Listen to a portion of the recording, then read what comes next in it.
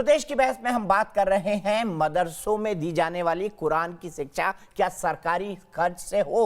इसे रोक की मांग जब असम सरकार ने की, उसके बाद कुंभ का कंपैरिजन होने लगा। क्या है कंपैरिजन ठीक है? इसी पर बात कर रहे हैं। अपराजिता सारंगी जी जुड़ी है हमारे साथ, मेंबर ऑफ पार्लियामेंट है, भारतीय जनता पार्टी की राष्ट्रीय प्रवक्ता है। प्रोफेसर संगीत रागी है, पॉलिटिकल एनालिस्ट है। निकत अब्बास जी हैं, जो कि एक जानी मानी सामाजिक कार्यकर्ता और पॉलिटिकल एनालिस्ट है, भारतीय जनता पार्टी की मेंबर है। चंपक कलिता जी चले गए हैं। सुबैरा राणा जी हैं, पॉलिटिकल एनालिस्ट है, इस्लामिक स्कॉलर है। मौलाना साजिद रशीदी जी हैं, प्रेसिडेंट है ऑल इंडिया इमाम एसोसिएशन दिल्ली के। सबसे पहले मैं आऊंगा, दोनों के पास आऊंगा, मौलाना साहब आपके पास भी, लेकिन सबसे पहले सुमैया बहन के पास आना चाहूंगा। सुमैया जी, मैं आपको पढ़ के सुनाता हूँ, ये किताब है।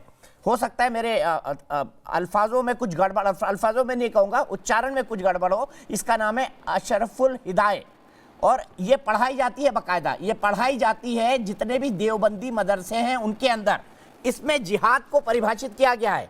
हालांकि बड़े बड़े आलिम ये कहते हैं कि जिहाद शब्द का जो इंटरप्रिटेशन किया गया है, वो कुरान में जो कहा गया है वो बिल्कुल अलग है, और जिहाद को इस बात से नहीं जोड़ा जाता कि ये धर्म से जुड़ा हुआ है। लेकिन आगे ये क्या कहता है, शरीयत में जिहाद दीन हक की तरफ बुलाने और जो उसे कबूल ना करे उसे कत्ल करने को कहते हैं।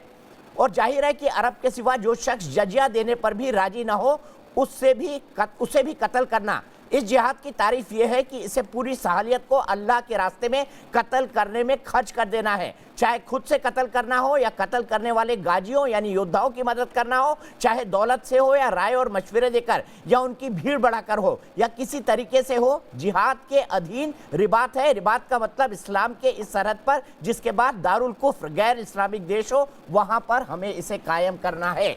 ये किताब पढ़ाई जाती है देवबंदी मदरसों के अंदर। कई लोगों ने इस मुद्दे को उठाया है, और ये जो किताब है इसका नाम है अशरफुल हिदायत। ये इसके 17वें पेज का ट्रांसलेशन मैं आपको हिंदी में सुना रहा हूं। माफी चाहता हूं अगर शब्दों को उच्चारण में मेरी कोई गड़बड़ हुई हो, मतलब बिल्कुल वैसा है। क्या ये बच्चों को पढ़ाया जाना चाहिए? दीपक जी, मैं बोलना शुरू करूंगी, लेकिन मुझे वक्त दीजिएगा, मेरी सुनिएगा, तब तो मैं बोलूं, और जितनी देर मैं बोलूं उस पे बीच में इंटरप्ट मत करिएगा।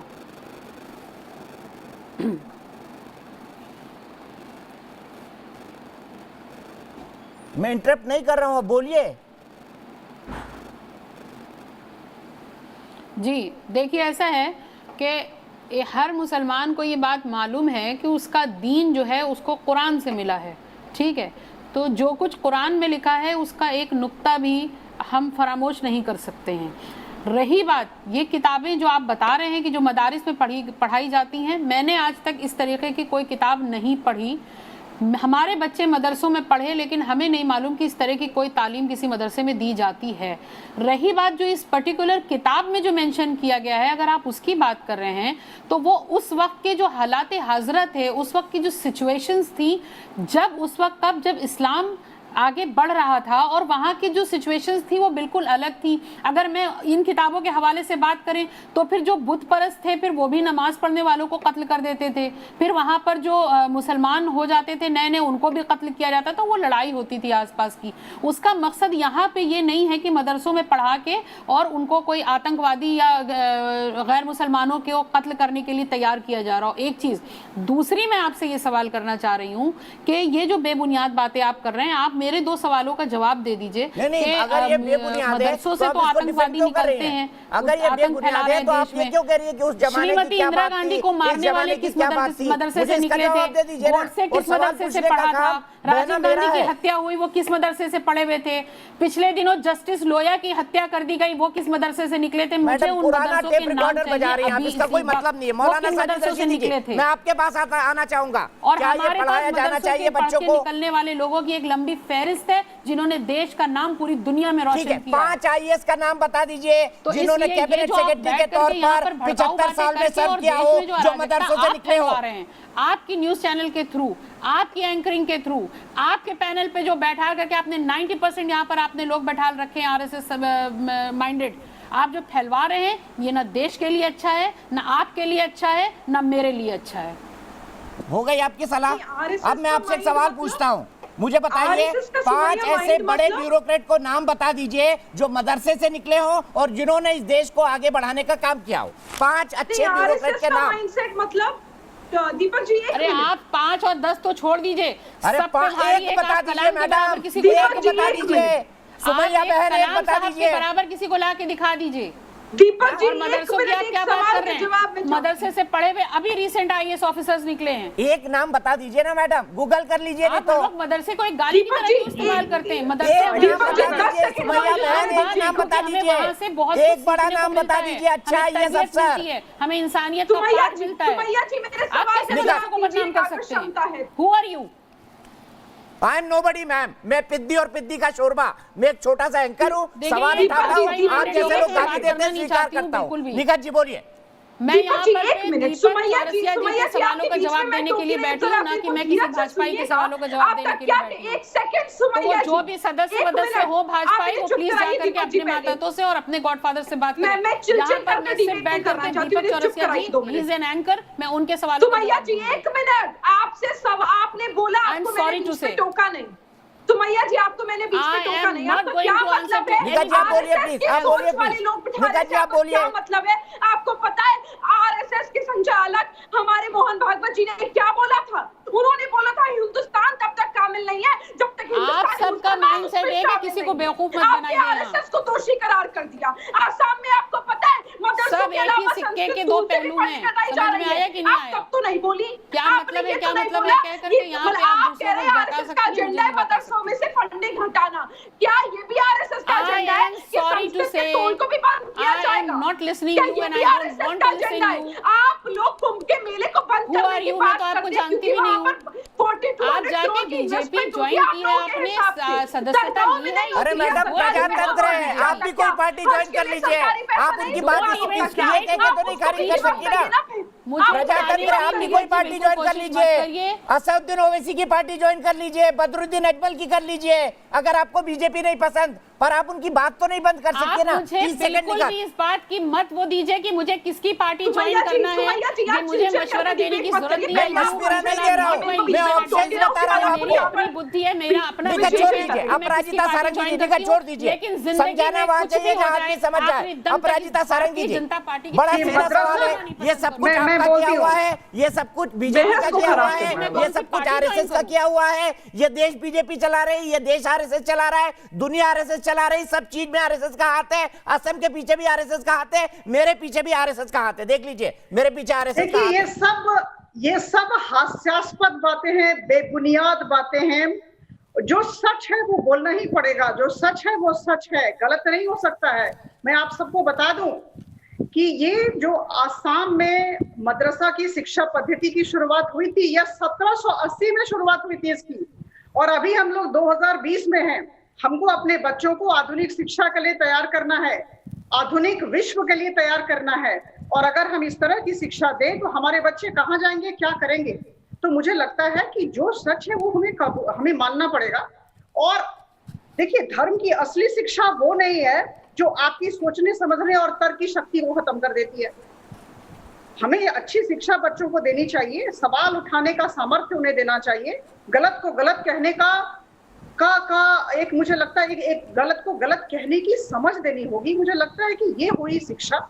और मदरसा में जो जिस तरह की शिक्षा चल रही है, मुझे लगता है हमारे बच्चों को फिर से 1780 मसीहे में धकेल देगा। हम अभी 2020 सीधे रितेश हमें गुप्ता आगे जी के बढ़ाना पास है चलता हूं बच्चों को। कानपुर। अपराजिता जी, रुकना होगा। रितेश गुप्ता कानपुर से मेरे एक दर्शक जुड़ गए हैं। रितेश जी, आप पूरी बहस को देख रहे हैं, क्या आपको लगता है जो बातें, जो पॉइंट मैंने उठाए उसमें कुछ गलती है? क्या मैं किसी का एजेंडा चला रहा हूं, या एक पत्रकार के तौर पर यह सवाल पूछने का हक मुझे है? एक दर्शक के तौर पर आप क्या कहेंगे? निष्पक्ष राय दीजिएगा, बिल्कुल मत डरिएगा। सामने कौन बैठा है? दीपक सर, सबसे पहले मैं नमस्कार करना चाहता हूं आप सभी को। और कुंभ का आयोजन न सिर्फ हमारी धार्मिक और हमारी सांस्कृतिक आयोजन है, कुंभ का आयोजन सनातन काल से होता रहा है। इसकी तुलना मदरसों से करना भी अपने आप में एक मानसिक कृति लगती है।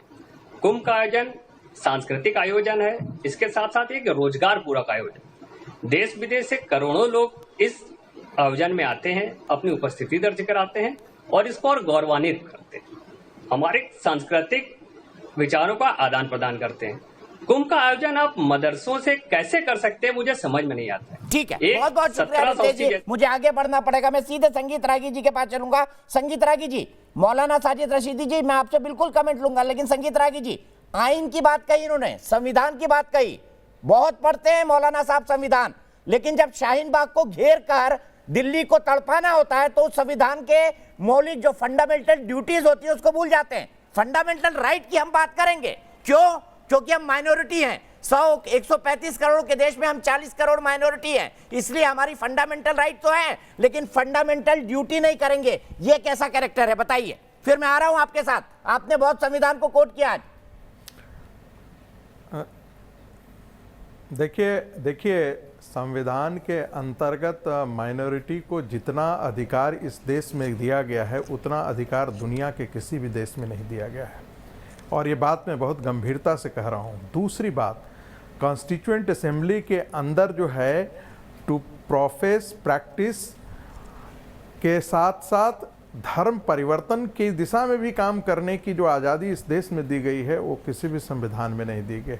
एक ही बात कहना चाहूँगा कि देखिए, आपको अपनी आस्था पर रहने का अधिकार है, लेकिन आपको आपकी आस्था यदि मेरी आस्था को खतरे में डालती है, एक अरब का धर्म ग्रंथ यदि मेरे यहाँ के सारे धर्म ग्रंथों को वो जाली दकियानूस खत्म और उसको मानने वालों की हत्या की प्रवृत्ति पैदा करता है, तो उस पर प्रश्न उठाने का अधिकार मुझे भी उतना ही है। वही संविधान मुझे भी आपकी व्याख्या करने का अधिकार देता है। यदि रामायण पर व्याख्या हो सकता है, मनुस्मृति पर व्याख्या हो सकता है, तो कुरान पर व्याख्या क्यों नहीं हो सकता है? क्या यही आज़ाद हिंदुस्तान हमने मिला? पाकिस्तान बनने के बावजूद क्या यही आज़ाद हिंदुस्तान बनना था? यदि यही बनना था तो फिर हम 13% के लिए हम 35% जमीन क्यों दिया गया? नहीं मिलना चाहिए था। ठीक है, जवाब ले लेता हूं। यदि हम बात ही नहीं कर सकते, और सवाल यह है से एक बात और बस 10 सेकंड और देखूंगा, ज़्यादा नहीं। देखिए, देवबंद भारत का और देवबंद पाकिस्तान का दोनों का सिलेबस एक है साहब, और देवबंद पाकिस्तान जिहाद की वही व्याख्या करता है जो तालिबान करता है। तालिबान को, हिजबुल मुजाहिदीन को जैसे मोहम्मद की ट्रेनिंग जो है देवबंद पाकिस्तान देती है, और वो जिहाद को वही व्याख्या करती है। जो जाकिर नाइक कहते हैं, उनका एक वीडियो देखा था कि कुरान की सूरत आप मारने के लिए, अरे काफिरों को मार डालो। उन्होंने कुरान को, कुरान शरीफ को उन्होंने कुरान पाक को कोट मैं जवाब दे दूं? ये लिखा हुआ है कुरान में, मार डालो इनको। रिजल्ट भी क्या चलाइए, मुझे जवाब दर्शक देने का क्या हक कहते हैं? है? क्या माफी मांगनी चाहिए? सर, कल हमारे डिस्कशन में एक मुद्दा आया था, क्या? सुबई खान कह रही थी क्या कि मुझे प्रॉफेट मोहम्मद को आरएसएस और बीजेपी वालों ने तो नहीं मारा था, यजीद ने मारा था। तो मौलाना अली ने कादरी ने कहा था कि वो इस दुनिया का सबसे पहला टेररिस्ट था। क्या यजीद को भी आप टेररिस्ट मानते हैं, दुनिया का पहला टेररिस्ट? बताइए मौलाना साहब, आप तो इस्लाम के जानकार हैं।